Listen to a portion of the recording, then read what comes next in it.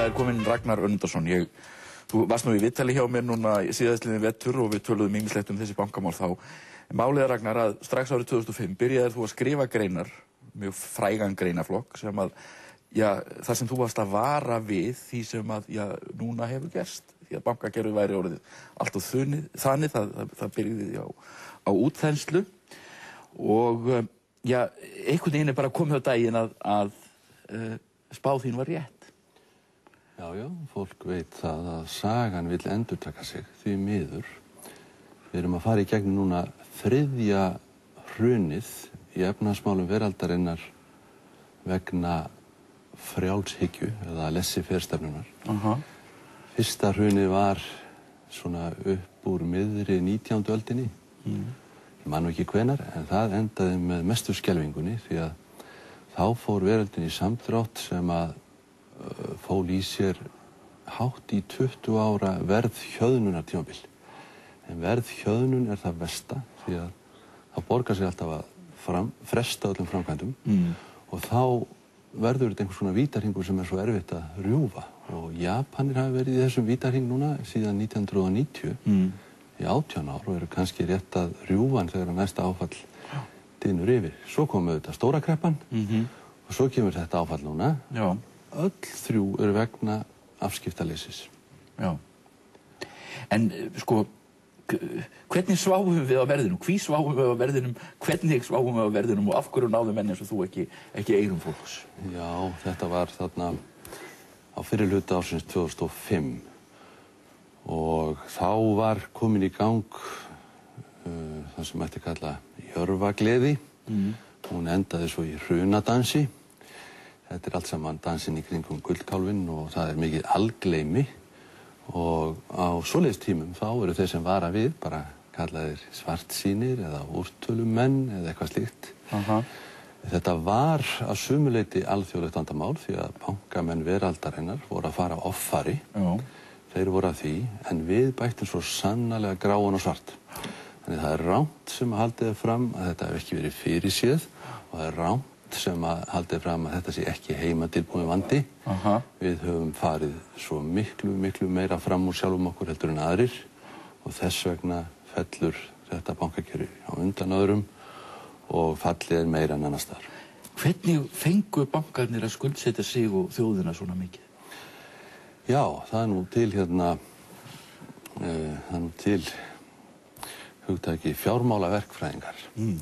Þeir finna upp á ýmsu nýju og við höfum heyrt talað vogurnarsjóði og skuldabréfavafning og alls konar hugtök sem að venjulegt fólk skilur ekki. En allt þetta gengur í reynd út á það að nota lánsfé í staðinn fyrir eigið fé. Sem þýðir að taka meiri áhættu og veðja á að hlutirnir gangi svona áfram. En það geta þeir ekki gert endalaust og nú hrynur þetta.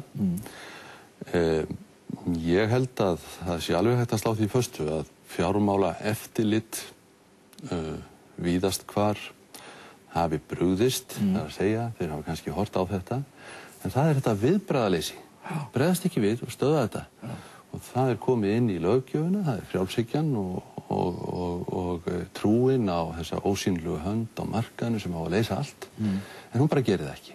Já, og við sitjum upp með það að raunni hópur glæframanna nánast búinn að setja þjóðina á höfuðið. Já, ég held að fjárglæframenn sé ágætis orð, það sem talað glæfraakstur og allir vita það að farsæld í öllu, það sama hvort að maður bílstjóri, skipstjóri eða flugstjóri eða bankastjóri, farsæld felst í því að kunna fara varlega, fara ekki fram úr sjálfum sér.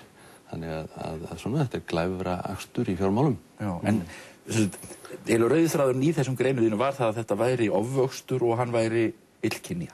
Já, ég notaði nú aldrei orðið illkynja, en ofvöxtur var það. Það að segja, menn notuðu orðið vöxt það sem þensla. Og þetta svona dálítið í fjármálafræði fyrirtækja, menn verða alltaf að nota svokallaða ávöxtunarkröfu markaðarins til þess að velja og hafna, menn eiga aðeins að gera það sem að mætir ávöxtunarkröfunni og hafna því sem ekki mætir henni.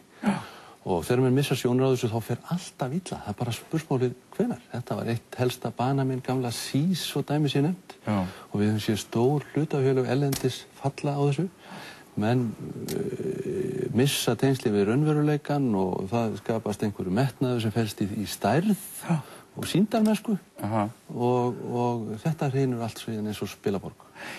Sko, nú stöndum við frammi fyrir ofsralegum skuldum. Getur íslenska þjóðin staðið skil á þessum skuldum? Nei, engan veginn.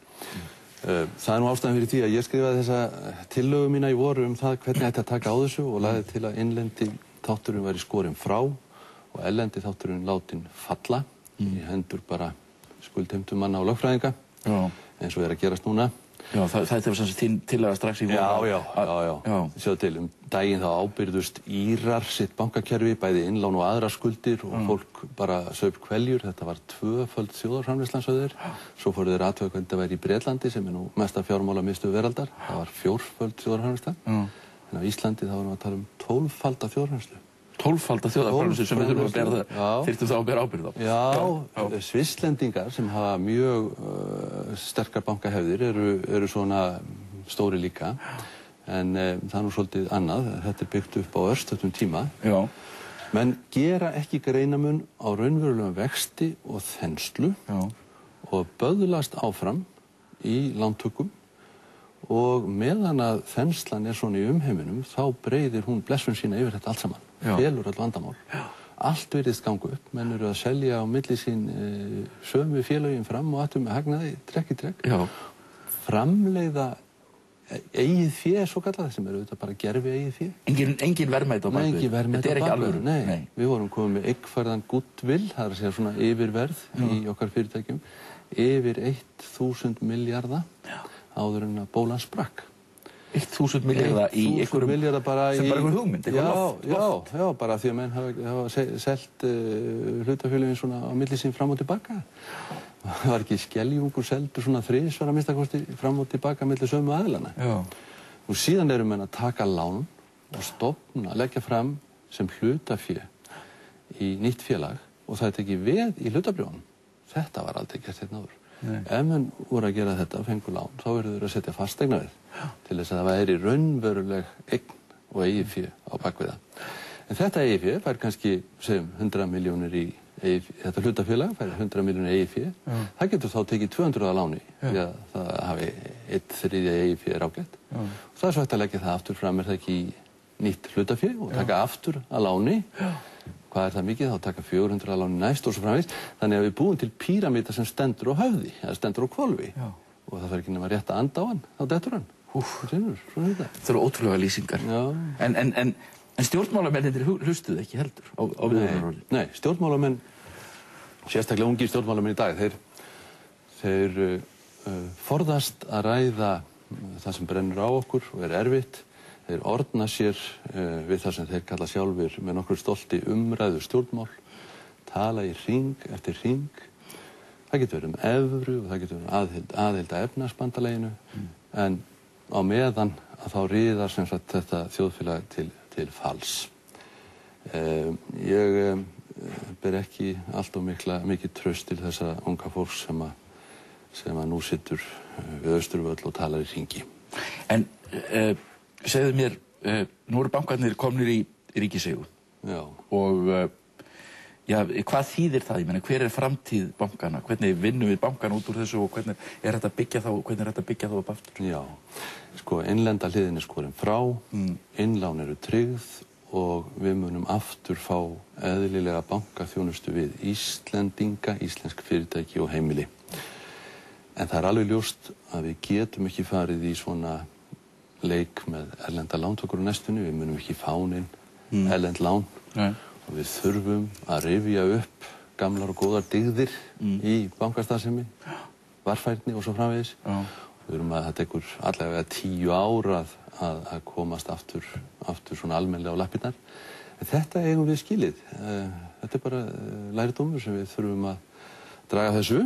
Og svo er skelfilegt að hugsa til að segja að eftir 60 ár þá kemur næsta áfall. Það tekur 60 ár að gleyma þessu. Það eru 60 ára milli svona. En hvað gerum við fyrir almenning í landinu sem að margir tóku enga þátt í þessu og núna stórskuldaður, sumir með þessi gjaldeyrislán, aðrir með verðtryggð lán og jafnvel sparnaður þessi stóri hættu inn í bönkunum.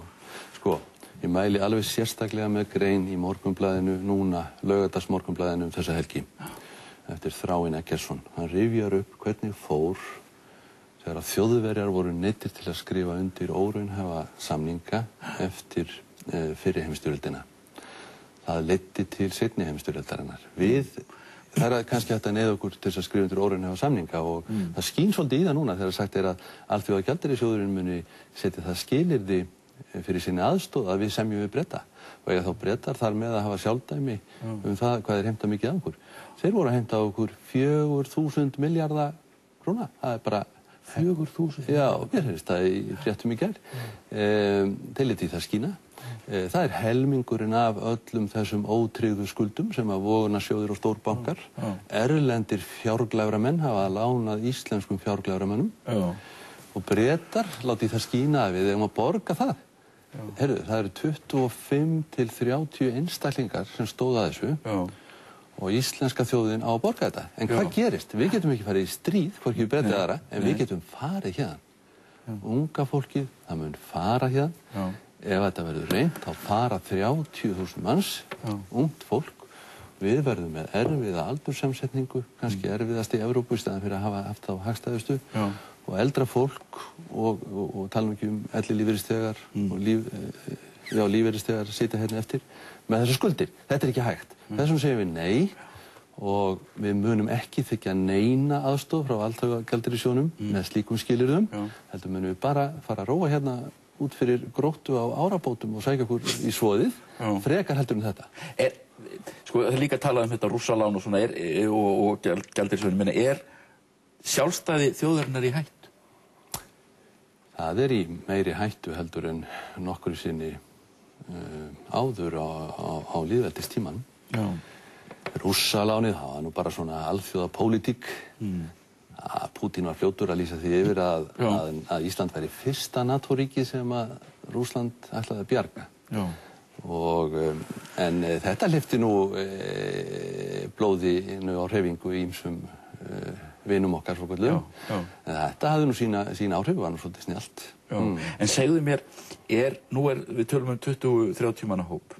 Er hægt að gera eitthvað til að frysta eigur þessara manna, nálgast eigur þessara manna? Er hægt á því að þeir hafi komið fjármunum til útlanda? Já, sko, í dag er komið á komnar á alþjóðlegar varnir gegn peningaþvætti. Og menn geta hvergi í veröldinni, ekki á Íslandi eða annars staðar, stofnað bankareikninga á þess að gera grein fyrir sjálfum sér.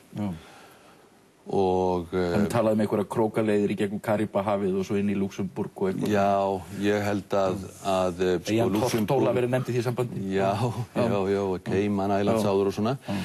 Ég skal ekki það segja, en ég veit að Sviss og Luxemburg og Liechtenstein og öll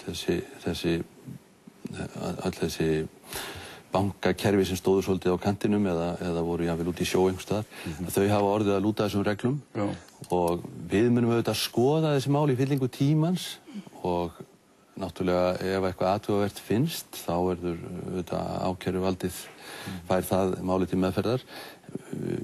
Þetta tekur allt sinn tíma en það er hægt að leita þetta uppi núna miklu betur en áður. Það er kannski eðlilegt að þeir sem að mest koma okkur í þetta, þeir borgið svolítið. Já, þeir kunna að vera sko bæði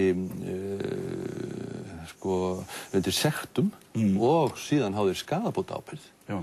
Hluthafarnir hljóta að hugsa um það og ef einhverjir tapa kröfum sem standa framar í kröfuröð, lán, þá hljóta þeir að hugsa um það.